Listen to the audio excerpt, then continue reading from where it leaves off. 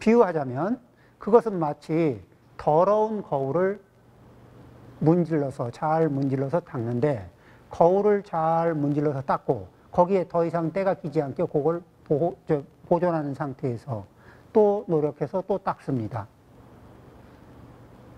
그리고 또 그 깨끗해진 상태를 잘 지키면서 또 닦고, 이렇게 닦다 보면은 거울이 완전히 깨끗해진 상태가 되죠. 자, 거울이 완전히 깨끗해진 상태가 되면 그 더러움이 제거되고 밝음만이 남아있게 되면은 거울에는 어떤 모습이 나타나느냐, 어떤 게 나타나느냐. 연필을 그 앞에 놓으면 연필이 나타나고, 연필이 있는 대로 나타나죠. 그러죠? 마우스를 이렇게 그 앞에 갖다 놓으면 마우스가 그대로 이 모습대로 보이겠죠? 그래서 있는 그대로 볼 수 있는, 있는 그대로 비출 수 있는, 있는 그대로를 인지할 수 있는 제법의 실상, 모든 법의 있는 그대로의 모습, 이것을 볼 수 있는 상태, 마음 거울이 맑아져서 있는 그대로. 그러면은 내가 과거생, 금생 이전엔 무엇이었을까? 그러면은 마음이 맑아진 상태에서는 있는 그대로 전생에다가 한 생전에다가 포커스를 맞추면 있는 그대로의 모습이 해상도가 아주 높게 탁 잡히고, 두 생 앞으로 하면 두 생 앞도 해상도가 높게 잡히고, 또 천안통의 미래를 향해서도 포커스를 맞추면 해상도가 높게 착착착 잡히는 거죠. 자, 이제 이런 식으로 그 더러움이 제거되고 밝음만이 남아있게 되는 것과 같습니다. 그러니까, 자, 그러면 이렇게 누진통이 되고 난 상태에서는 이 숙명통이라든지 내지는 이 천이통이라든지 천안통이라든지 이런 문제가 그냥 옵션으로 따라오게 돼 있는 거예요. 그런데 숙명통을 얻었다고 천안통이 옵션으로 따라오느냐? 그건 아니에요. 그 다음에 해상도가, 누진통이 없으면 해상도가 너무 약해, 들쭉날쭉인 거야. 그러겠죠? 그러면은, 그 다음에 일체의 욕심을 끊어, 일체의 욕심을 끊어 구하는 것이 없는 경지에 이르면, 그거보다, 그러니까 이 누진통이 아닌 이 숙명통과 관련된 얘기를 하자면, 일체의 욕심을 끊어 구하는 것이 없는 경지에 이르면 자연히 숙명통을 얻게 될 것입니다. 그런데 일체의 욕심은 이제 겨우 물을 좀 맑혔나 했는데 거기다가 흙덩어리 하나 탁 던지고 조금 맑아지려 그러면은 또 이게 돌덩이 하나 던지고 또 조금 맑아지려 그러면은 이렇게 한번 손을 넣어서 휘젓고, 이런 것들이 그런 것과 비슷하게, 그러게 우리는 욕심이 한번 일어나면, 그러면은 욕심이 일어날 때 있는 그대로를 원할까요? 내가 원하는 대로 상황이 왜곡되기를 바랄까? 그렇죠. 내 욕망이 투영되면서 내 욕망에 내가 욕망하는 대로 내 상황이 왜곡되기를 바란다고. 그런데 상황이 왜곡되는 게 아니라 나의 인지만 왜곡될 때가 많아요. 사실은 그렇지 않은데 내가 그렇게 보려고 하니까 나한테는 그렇게 보인 적이 많습니다.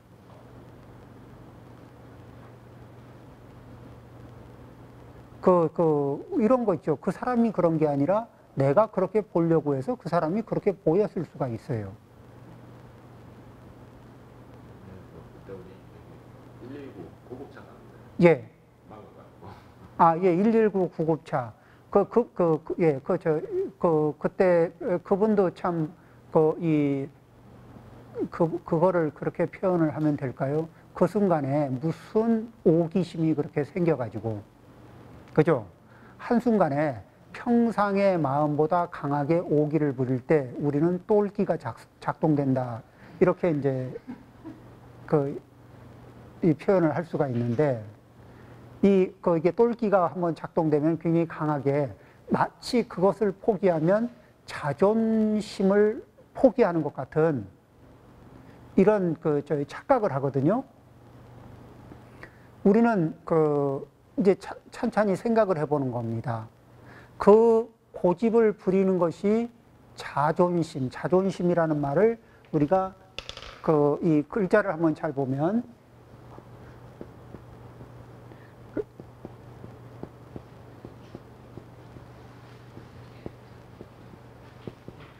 스스로 존귀해지는 마음이에요.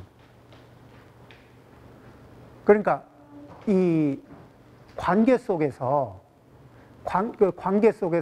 스스로도 당당하고 다른 사람이 봐도 이게 존귀한 사람이 되는 겁니다. 그런데 똘끼를 발휘한다고 해서 존귀해지겠느냐? 자기 가치가 올라가겠냐는 거예요. 그런데 우리는 이렇게 늘상 어떤 문제가 있냐면 전도된 견해를 잘 일으키거든. 그러니까 전도라는 건 뭐냐면 자기가 원하는 결과를 상정하고 이렇게 자존심을 지키기 위해서 노력을 합니다. 그런데 그렇게 하는 행동이 원인과 결과의 관계 속에서 결국은 자기가 원하는 결과를 내느냐 못 내느냐, 못 내는데도 불구하고 그런 결과를 낼 거라고 확신을 해요. 그리고 밀어붙입니다. 그럴 때 뭐죠? 견해가 전도돼 있다. 인과를 잘 못 맞춘다. 이런 얘기죠. 인과를 잘 못 맞추는 상태에서 자존심을 강력하게 발휘를 하면은, 그러면서 자기는 그렇게 보잖아요? 그렇다고 확정을 하면은 필터가 이게 안경에 색이 있는 안경을 쓴 것처럼 그렇게 필터가 쓱 들어와요. 그리고는 그렇게 보여요. 그래서 그때는 옛 스님들이 그랬죠. 그래, 제가 본 게 맞죠? 그러면 맞지. 봐요, 내가 맞대잖아. 그러면 또 옆에 있는 분이 제가 본 게 맞죠? 그러면 맞지. 아니 왜 이렇게 이쪽이 맞으면 이게 틀리고 이게 맞으면 저쪽이 틀릴 텐데 어떻게 다 그러십니까? 맞아. 다 네 생각만 보고 있는 거야. 본인 입장에서 맞아요. 그런데 자기 꿈을 꾸면서 자기 꿈을 보고 있는 거예요. 욕심이 작동되잖아요. 그리고 그 다음에 이제 이렇게 그런 사회적 문제를 일으킨 분들은 어떤 게 있냐면은 권리와 관련된 문제에서 자기의 권리가 우선한다고 봤을 겁니다, 아마. 그런데 이 개인적 가치와 공적 가치에 있어서, 그리고 그 다음에 개인적 가치가 상황에 따라서는 개인적 가치가 우선시되지만은 긴급 상황에서는 그렇게 다른 사람들의 이익이 우선적 가치를 가질 수도 있거든요. 그 다음에 공익적 가치라는 것도 있는 건데, 그런데 어떤 상황에서든지 개인적 가치를 우선시 하겠다는 매번 그랬는지는 모르지만 그 순간에 그런 행동은 그랬을 것 같아요. 왜? 내가 앞에 있었으니까. 앞에 있는 사람이 우선권이 있잖아요. 먼저 점유한 사람이 우선권이 있잖아요. 이렇게 생각할 수 있거든. 우리도 있습니다. 우리가 어떤 상황을 먼저 점유할 수도 있거든요. 그러면은 그게 기득권이 돼요. 그런데 그 기득권을 지킬 수도 있고, 때로는 상황을 봐서 길을 터주면서 양보할 수도 있고, 이런 여유가 생활 속에서도 우리는 이 먼저 점유한 상황이라는 게 있어요. 그게 기득권이거든. 꼭 사회적으로 크게 말하는 무슨 기득권 이런 거 말고도요. 소소한 기득권. 그러죠? 그 버스나 지하철을 타고 가다가 그 이 먼저 자리에 앉으면 그게 기득권이에요. 그러죠. 그 다음에 차선을 몰고 가면은 그 차선을 몰고 가고 옆에 사람이 깜빡이를 켜도 제가 진행하고 있을 때 진행하고 있는 제가 기득권이 있습니다. 제가 공간을 열어주지 않으면은 들어올 수가 없어요. 또 공간을 열어주지 않은데 들어오면은 그분이 과실이 발생이 돼요. 자, 그런 상태에서 이 깜빡이를 켜고 이렇게 그 좀 그 신호를 보내도 그 자기의 기득권에 매몰되면은 그와 같은 그 자기의 기득권에 그 저기 매몰되면서 거기에다 자존심을 심어버리면은 이게 이제 똘끼로 그게 이 작동할 수가 있거든요. 그래서 이런 거는 그분뿐만 아니라 사고를 낸 그분뿐만 아니라 모든 사람들이 순간순간에 부부 사이에도요. 그 이 기득권이라는 게 그 순간순간에 기득권들이 있거든. 그 기득권을 가지고 버티면은 웃기지도 않는 말다툼을 할지도 몰라요. 자, 그러면은 그런 그런 욕망들이 한번 던져지면은 관계가 맑아질까 흐려질까? 자기중심적인 욕망을 이렇게 관계 속에다 던지면은 그 둘 사이의 관계는 이기적인 욕망을 계속 이렇게 던지면은 계속 그렇죠. 아마 내가 낳은 자식이 계속 엄마한테 계속해서 이기적인 돌멩이를 계속 던지고 앉아 있으면 처음엔 귀엽게 보다가 세월이 점점 지나면은 내가 낳은 자식이든 그 한 배에서 나온 형제든 간에 나중에 징그러울 수도 있을 것 같아. 자, 이 숙명, 과거를 들여다볼 수 있는 힘은 그만두고, 그거 말고도, 그러니까 관계를 흐려요. 그래서 이제 욕망을, 일체의 욕심을 하나하나 끊고 단박하게 갔잖아요. 그러면은 욕심을 단박하게 끊으면 끊을수록 내 편 들면서 내가 보는 생각이 많아질까 적어질까? 자, 내가 내 편 들면서 보기 때문에 시선이 왜곡될 때가 많지 않아요? 그리고 내가 내 편 들던 습관이 있다 보면은 또 사람이 두 명이 있으면 누구 편 들면서 볼 수도 있지 않을까요? 그러겠죠. 그러면 편 들면서 보기 시작하면 시선이 맑을까? 탁할까? 탁하지. 그러면 상황을 있는 그대로 볼 수 있는 힘은, 지혜가 작동할 수 있는 가능성은 점점 약해요. 자기 힘이 세서 자기 의지대로 일은 진행할 수 있을지 모릅니다. 내가 편드는 쪽으로다가 일이 될 수 있도록 밀어붙여 줄 수는 있어요. 그런데 그런 것들은 뭐죠? 강제고 폭력이고 이런 것들이 됩니다. 지혜가 동반되지 않고 능력이 있으면은 폭력자가 될 가능성이 매우 높습니다.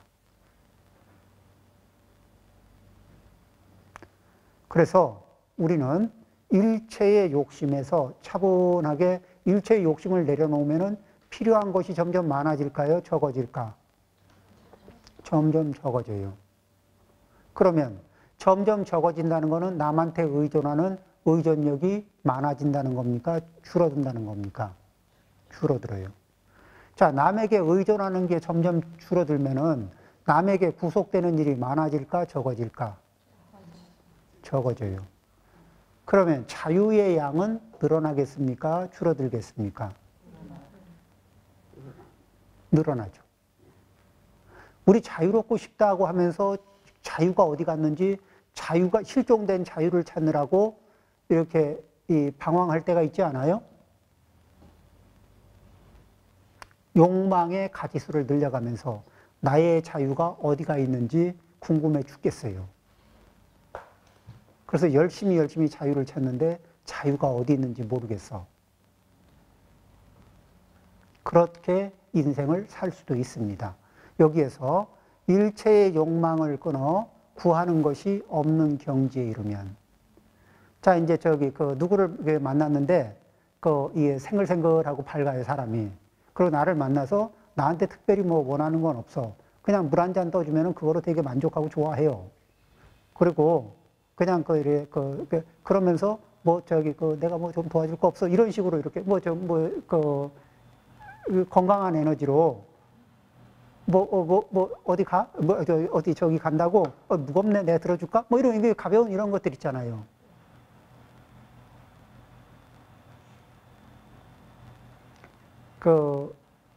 때로는 나한테 요구하는 게 많은 사람들에 둘러싸여 있으면은 내가 좋아해야 되는 사람인데도 불구하고, 좋아해야 되는 사람들임에도 불구하고, 나한테 요구하는 게 많은 상태로 이게 둘러싸여 있으면 이게 이게 에너지가 방전이 될 때가 있죠.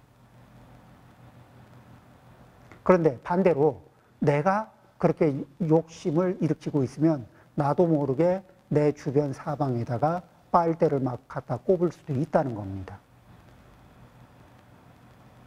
나도 모르게. 그래서 이 숙명통을 못 얻더라도 일체의 욕심을 끊어 구하는 것이 숙명통 안 생기더라도 상관없습니다. 그런데 욕심을 끊게 되면은 중심이 잘 잡히고, 그 다음에 이렇게 편드는 마음이 줄어들고, 특히 내 편드는 이렇게 마음이 줄어들게 되면은 자기 안정감과 자기의 자유를, 많은 자유를 확보하기 위해서 내 편을 들었는데, 내 편을 많이 들면 들수록 욕심이 커지면서 자유가 사라져요. 오묘하게 전도된 상황이 발생이 됩니다. 그래서 일체의 욕심을 끊어 구하는 것이 없는 경지에 이르면 자연히 숙명통을 얻게 될 것입니다. 그리고 숙명통을 얻고 또 더 맑아지면 또 뭐를 얻고 이렇게 되겠죠. 예, 잠시 10분 쉬었다 하겠습니다.